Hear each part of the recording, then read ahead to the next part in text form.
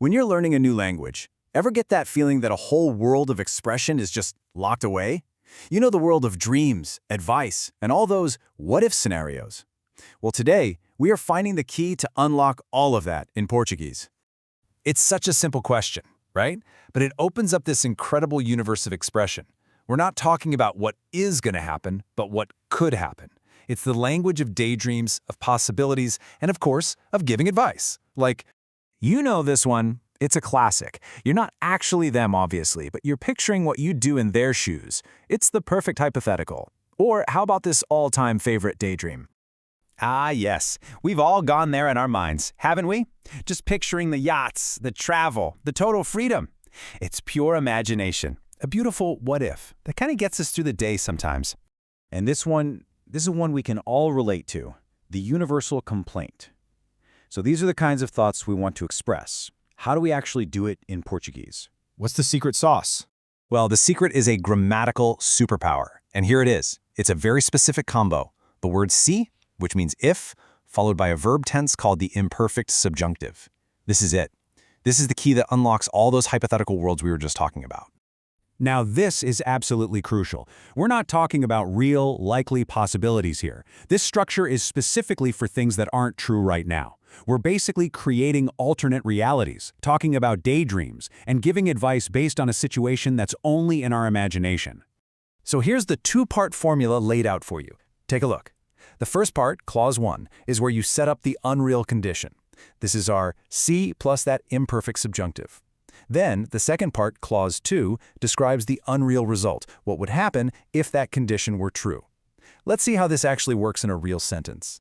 Okay, theory time is over. Let's put that formula into practice. Honestly, the best way to get this is to see it side by side, what's real versus what we can imagine with our new structure. Check out this contrast. On the left, my reality. I am not you. Simple fact. But on the right, we use our formula to build a hypothesis. Se eu fosse a ti, não interferia nesse assunto. If I were you, I wouldn't interfere. See? We've just created an alternate reality to give some advice.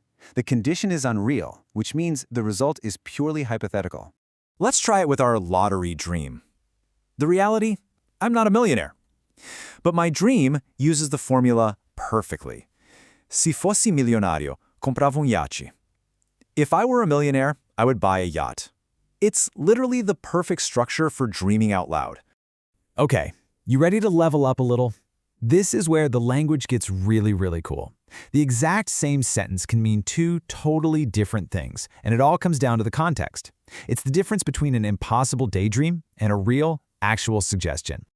Take a look at this. The sentence is, se levássemos o carro, chegávamos lá mais depressa.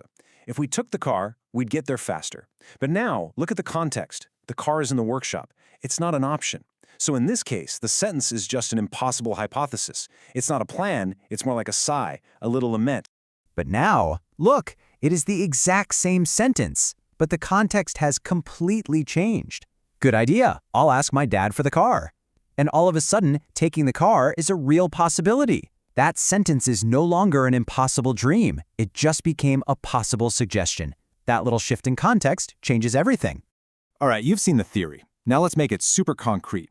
We're going to take some everyday situations and transform them into those hypothetical what-ifs. So here's our reality. O quarto não está arrumado. The room isn't tidy. A simple and kind of frustrating fact.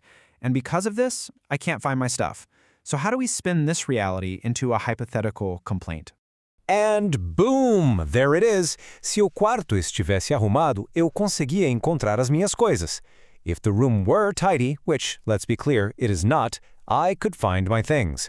You can really feel that transformation from a plain fact to a what-if statement. Okay, here's another one. The reality is, o elevador não funciona. The elevator doesn't work. And the result? We have to walk down 9 floors. Ugh, what a drag.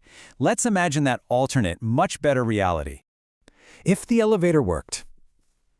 If it worked, we wouldn't have this problem. This just perfectly captures the frustration of the moment by imagining a better one.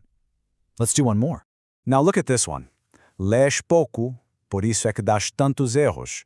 You read little. That's why you make so many mistakes. Whoa, that's a pretty direct criticism, isn't it?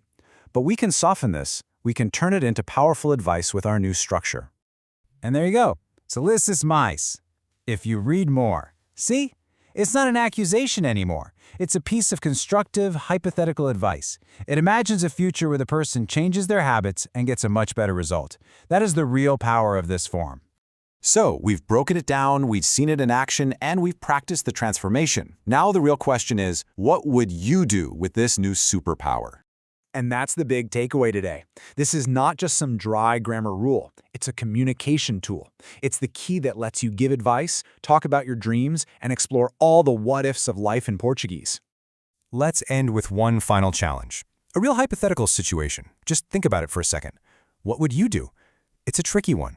Now you have the grammatical key to answer that very question, and so many others in Portuguese. Se visse alguém a roubar, o que faria? If you saw someone stealing, what would you do? It's your turn. Go start exploring those alternate realities.